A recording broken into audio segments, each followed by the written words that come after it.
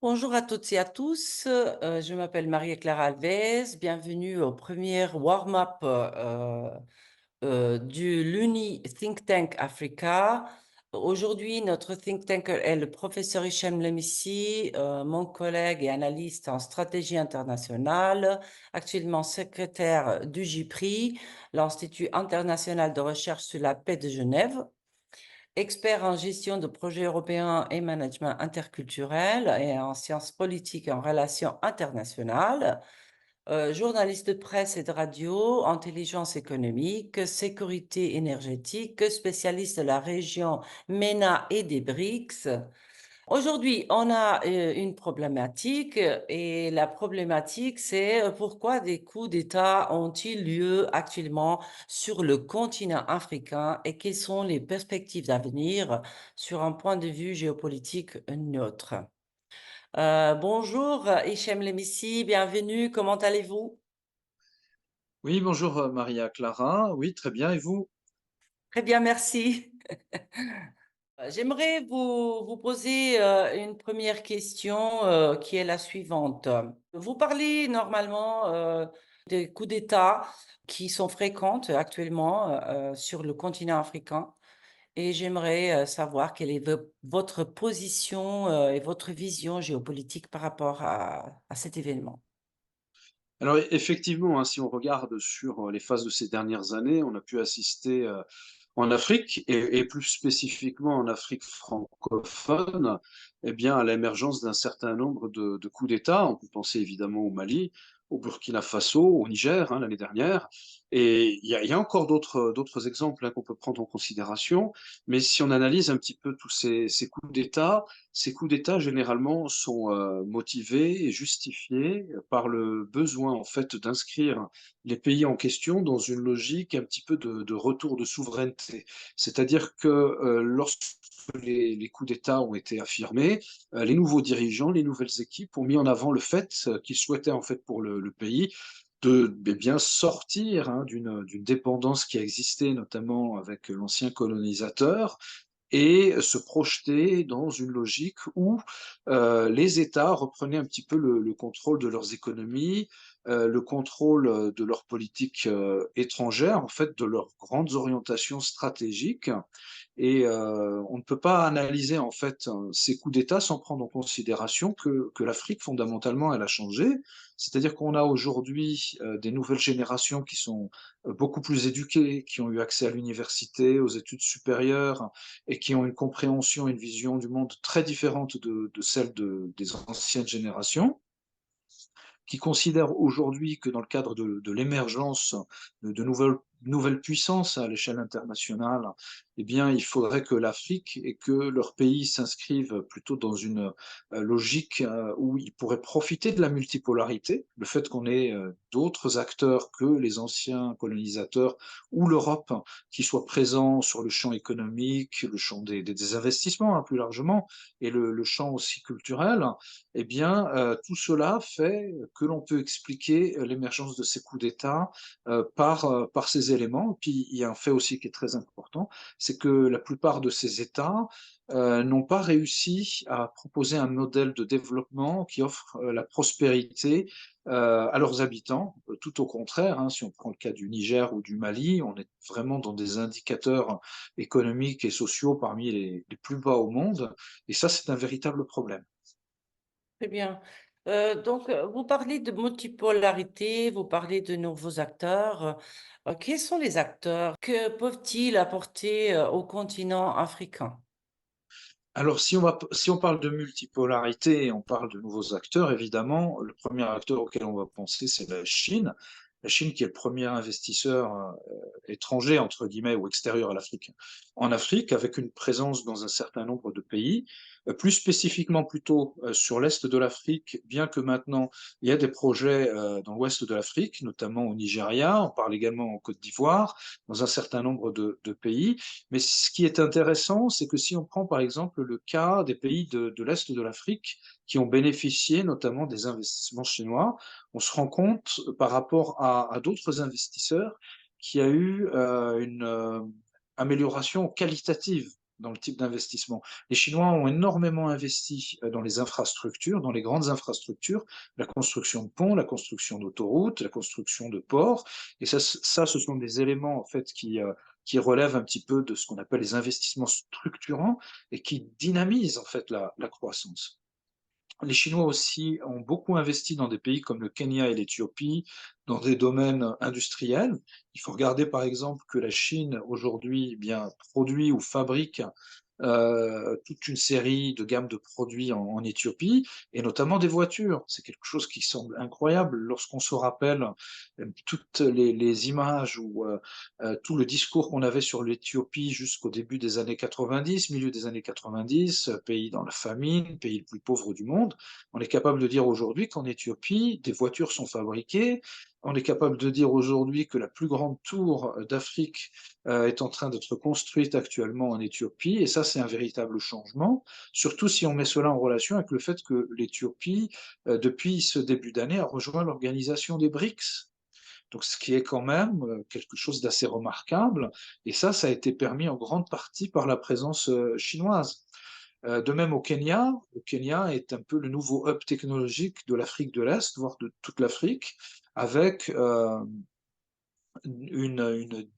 dynamisme économique dans le domaine des nouvelles technologies, dans le domaine du numérique, hein, qui est reconnu, et c'est quelque chose qui a été permis notamment grâce aux investissements chinois. Alors évidemment, tout n'est pas rose hein, lorsqu'on parle des investissements chinois. On pense notamment aux investissements dans le domaine agricole, où il y a un petit peu une remise en question d'un modèle qui est assimilé à un phénomène d'accaparement des terres. Donc c'est en partie une réalité, mais globalement, l'Afrique a beaucoup eu plus à gagner des investissements chinois que le contraire. Mais la Chine n'est pas seule, hein. On a d'autres acteurs qui sont présents sur le continent africain. Bon, on peut citer les États-Unis comme investisseurs non européens, entre guillemets. On a aussi l'Inde qui commence à être très présente, notamment dans le domaine pharmaceutique et dans d'autres domaines. Vous avez aussi alors un acteur ou un ensemble d'acteurs qui gagnent de plus en plus de visibilité et d'importance avec des investissements très lourds, ce sont les pays du Golfe. Je pense en particulier lié à l'Arabie Saoudite et les Émirats Arabes Unis. Les Émirats Arabes Unis aujourd'hui sont, je crois, le troisième ou quatrième plus gros investisseur en Afrique, sachant que c'est un tout petit pays, hein, les Émirats, mais juste derrière l'Europe, mais l'Europe prise dans son ensemble. C'est-à-dire qu'il n'y a aucun État européen individuellement, par exemple, qui investit autant que les Émirats Arabes Unis, dans toute une série de domaines. Hein. Ce sont des investissements très diversifiés. L'Arabie Saoudite aussi a affiché de très grandes ambitions d'investissement en Afrique, avec un plan d'investissement sur 10 ans d'environ 30 milliards de dollars dans des domaines très divers, et en particulier dans des domaines très stratégiques liés à la révolution énergétique et aux nouveaux matériaux rares. Vous avez aussi la Turquie qui est présente, mais sur deux ordres, un ordre économique et un ordre sécuritaire, j'allais dire un petit peu malheureusement, avec la présence de nouvelles forces paramilitaires un peu type Wagner. Vous avez aussi la Russie, puisqu'on en parle, hein, qui est très présente notamment dans les États du Sahel, à travers une présence sécuritaire qui a été demandée par les États en question, mais qui est présente économiquement aussi dans les domaines de la coopération agricole et la coopération économique dans certains domaines spécifiques, notamment liés à l'industrie minière.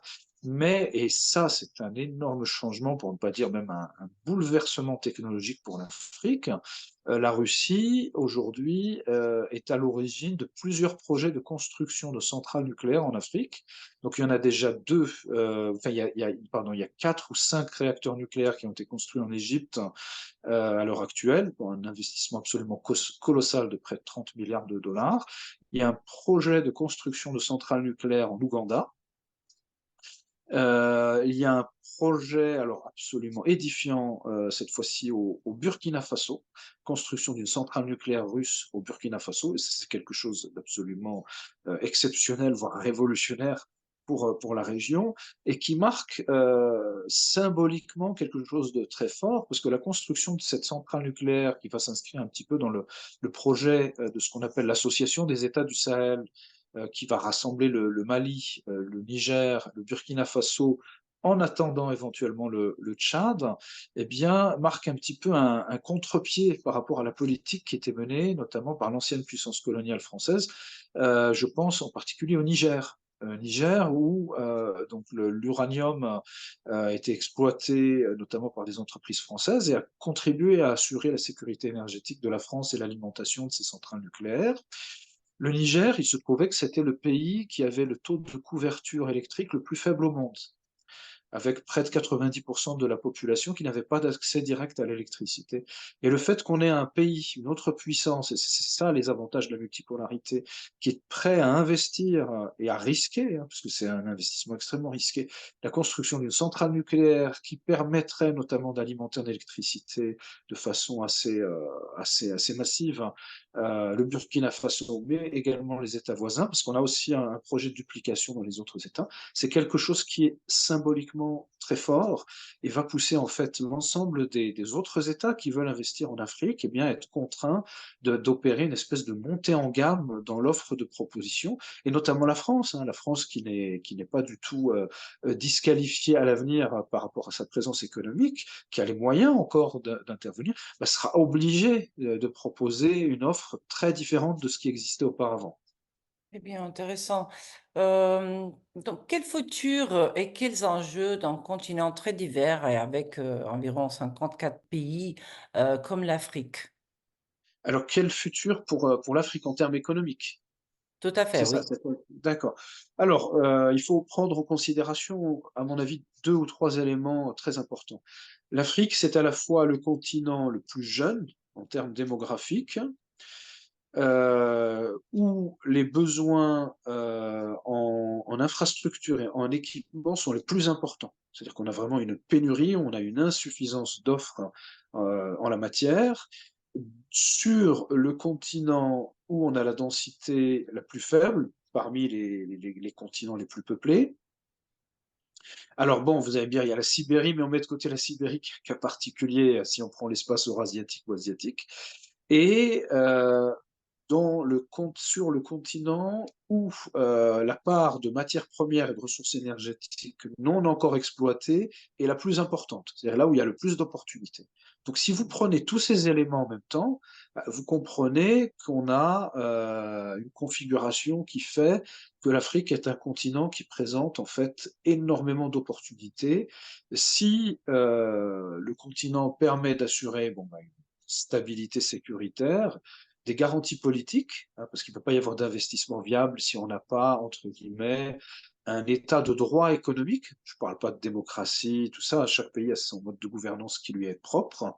Et la culture démocratique libérale relève d'une culture singulière et spécifique. Et l'Afrique doit rechercher et trouver son propre modèle à elle qui réponde à ses propres besoins, mais il n'y a pas de développement économique sans qu'on ait des garanties, notamment sur les investissements, le fait que le droit ne change pas toutes les années, qu'un changement de pouvoir ne remette tout en question. Et ça, c'est ça véritablement le pari pour l'Afrique. Mais ce qu'il faut regarder, c'est aujourd'hui les relais de croissance les plus forts et les plus importants se trouvent notamment en Afrique, qui est véritablement une terre d'opportunités pour l'ensemble des investisseurs de la planète. Et à l'évidence, hein, beaucoup l'ont compris, puisque vous avez aujourd'hui de plus en plus d'acteurs extérieurs qui interviennent. Hein. Je vous ai cité un certain nombre d'acteurs, mais vous avez même des pays d'Amérique du Sud aussi, qui sont présents en Afrique. Hein. Je parlais tout à l'heure d'un certain nombre d'États. Vous avez le Brésil, vous avez l'Argentine, bon, pas grand-chose en ce moment dans la situation de difficulté économique qu'elle connaît à investir, mais elle est présente aussi. Vous avez aussi des pays d'Asie du Sud-Est, le Vietnam, l'Indonésie, qui sont présents sur certains segments. Donc du coup, l'Afrique offre véritablement un terrain d'opportunité presque unique au monde. Et donc, moi, je serais plutôt optimiste hein, quant à la suite des choses pour le continent. Exactement. Bon, une dernière question. Donc, on va arriver prochainement, précisément à 1 milliard de jeunes en Afrique. C'est la prévision. Donc, quel est le futur de ces jeunes et son importance pour le monde global? Elle n'est pas forcément égale pour tout le monde. Et c'est pas pareil dans tous les pays du puzzle africain. Voilà. Alors là, vous posez une question qui est absolument essentielle, qui est celle de la place de la jeunesse. C'est que derrière tous les bouleversements politiques et même toutes les dérives politiques auxquelles on peut assister, c'est-à-dire le phénomène de radicalisation, différentes formes de radicalisation politique, très souvent se pose la question en fait des débouchés économiques, tout simplement pour les jeunes. Généralement, c'est l'absence de débouchés qui pousse à toutes les dérives possibles et imaginables. Ce qui signifie que pour la plupart enfin pour tous les États africains, la question de l'insertion de la jeunesse est une question absolument fondamentale. C'est-à-dire qu'il faut absolument rajeunir les cadres économiques du pays, proposer une politique économique qui permette en fait des investissements qui soient des investissements productifs, créatifs d'emploi, et forcément prendre en considération un élément qui est très important, c'est les débouchés, notamment pour les jeunes éduqués, parce que ça, c'est un point de tension très important. Or, ce qui se déroule très souvent dans la plupart des pays africains, à travers des régimes qui sont ce qu'ils sont, c'est qu'on a une tendance à favoriser malheureusement des phénomènes clientélistes qui font qu'on est plutôt dans une logique de captation des richesses plutôt qu'une logique de développement et d'utilisation de ces richesses. Le maître mot pour tous les régimes africains, ça doit être l'investissement et la jeunesse. Et quand on dit l'investissement et la jeunesse, c'est prendre en considération que si les jeunes ne trouvent pas de débouchés, le dynamisme qu'ils pourraient apporter justement pour la construction d'économies viables et fortes peut avoir paradoxalement l'effet inverse, c'est-à-dire entrer dans des logiques de destruction, d'obstruction, ou bien de tendances qui poussent à des dérives politiques que l'on souhaiterait éviter. D'accord. Merci beaucoup, Hichem. Et je vous souhaite un excellent week-end. N'oubliez pas de nous soutenir, de soutenir l'UNI Think Tank Africa. Vous contribuerez ainsi pour le travail de recherche et de développement. Merci beaucoup, Hichem Lemisi, encore une fois. Voilà, je vous laisse et à la prochaine. Au revoir. Au revoir.